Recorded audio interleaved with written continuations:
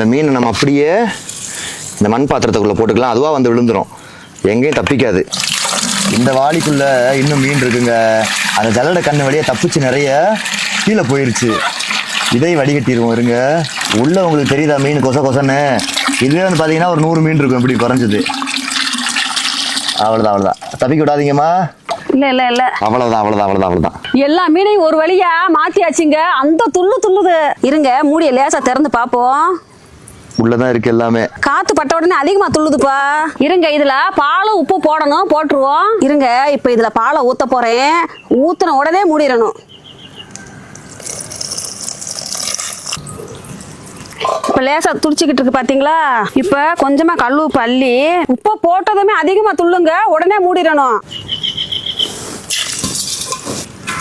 கொஞ்ச நேரத்துக்கு அது பாட்டுக்கு இருக்கட்டும். ஒரு 10 நிமிஷத்துல எல்லாமே சீன் முடிஞ்சிடும். அதுக்கப்புறம் நம்ம திறந்து பார்ப்போம். அதுக்குள்ள நமக்கு ஒரு சின்ன வேலை இருக்கு. வாங்க அடுப்படியில போய் சாமானெல்லாம் எடுத்துட்டு வருவோம். உள்ள கலகலன்னு வெங்கல பானையை உருட்டின மாதிரி சத்தம் கேக்குது. லைட்டை திறந்து பார்ப்போமா நாம? அச்சோ, இந்த துள்ளுதே. அட பாவிகளா! மூடிச்சிரவா? ஒரு குழம்பு வைக்கிறதுக்கு ஆயிரக்கணக்கான மீனை மர்டர் பண்றீங்களே. பாக்குறவங்க கூட நினைப்பாங்க, பாவிகளா, கொலகார பாவிகளா, ஒரு குழம்புக்காக வேண்டி இப்படி ஆயிரக்கணக்கான மீனை கொன்னுட்டீங்களா அப்படின்ட்டு அப்படிதான் நினைப்பாங்க. இருந்தாலும் கொஞ்சம் லைட்டா மனசு கஷ்டமா தான் இருக்கு. பாலை ஊத்தி இந்த இரா உனக்கு பால் ஊத்துறண்டா அப்படின்னு ஊர்ல வந்து சொல்றதை கேள்விப்பட்டிருக்கேன். ஆனா பாலை ஊத்தி கொள்றதுங்கிறத இன்னைக்கு தான் நானே கண்கூற பாக்குறேன். அதுலயும் கூட கல்லுப்பு வேற அள்ளி போட்டு அது வந்து பாத்தீங்கன்னா துடிக்க உள்ள வந்து கொஞ்சம் கொஞ்சமா செத்துக்கிட்டு இருக்குது. சரி பரவாயில்ல, குழம்புன்னு வரும்போது இருக்கும்ல, அதெல்லாம் எதுவும் தெரியாது. அம்மா அடங்கிருச்சுமா, திறந்து பாரு. பாக்கவா? பாப்பாமா? அட இன்னும் துடிச்சுக்கிட்டு தான் இருக்கு 1-2. அதான் நான் மூடிடுவோம். திறந்தா அப்படியே குதிக்குதுங்க, துள்ளுது. இன்னும் பாவம், பால்லாம் மேல தெரிக்குது. திறந்துட்டோம்னு தெரிஞ்சா அதிகமா துள்ளுதுங்க. நம்ம அப்படியே மூடி போட்டுருவோம். ஒரு 10 நிமிஷத்துல ஃபுல்லாவே அடங்கிரும். அதுக்கு மேல எல்லாம் இருக்காது. லேசா அப்படியே அல்லாட்டி விடுவோம். உப்பு எல்லா பக்கமும் போகட்டும். என்னடா அதுவா சாகுண்டா, வைடா. கொல்றோம், அறகுறையா கொல்லக்கூடாதுமா. அதுக்கு தான் அந்த பாலும் உப்பும் எல்லா பக்கமும் ஸ்ப்ரெட் ஆகட்டும், ஈஸியா செத்து போயிடும். எதுக்கு நம்ம அதை போட்டு கஷ்டப்படுத்திக்கிட்டு? அவ்வளோதான், முடிஞ்சிருச்சுன்னு நினைக்கிறேன். அவ்வளோதான், சீன் முடிஞ்சிச்சு. அவ்வளோதான், ஓரளவுக்கு அடங்கிருச்சுமா. லேசாக 1-2 தான் இருக்குது, அதுவும் முடிஞ்சு. அவ்வளோதான், பாருங்களேன், 1-2 தான் லைட்டாக துள்ளுது.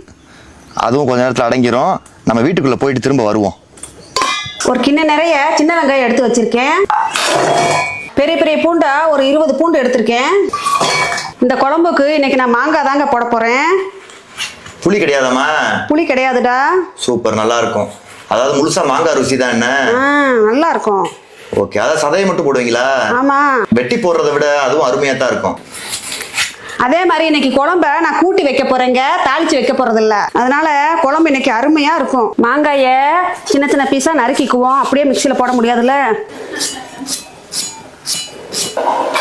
ஏமா ரொம்ப புளிப்பா இருந்துட்டா என்ன பண்றது? அதெல்லாம் புளிப்பா இருக்காதுப்பா.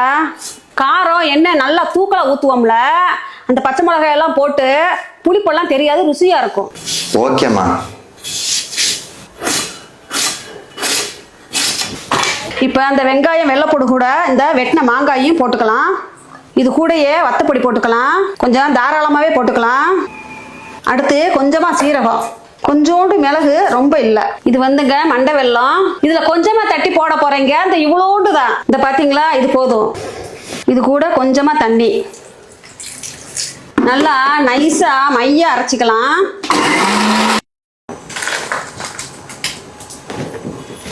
அவ்வளவுதான், அருமையான மசாலா. ஒரு 1/4 மணி நேரம் ஆச்சு, திறந்து பார்ப்போமா? அட பாவிகளா, எல்லாருமே செத்து போயிட்டாங்க.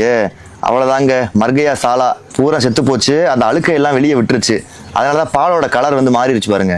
நல்லா கொலன்னு ஆயிடுச்சு பாலே. இதோ பிசுன்னு இருக்கு. இதுக்கு முன்னாடி வந்து பிசுன்னு இருக்காது, இப்ப பிசுன்னு இருக்கு. இது ஏன்னா அந்த பால்ல வந்து பிசுப்பு தன்மை வரும். இந்த மாதிரி வந்துருச்சு பாத்தீங்களா?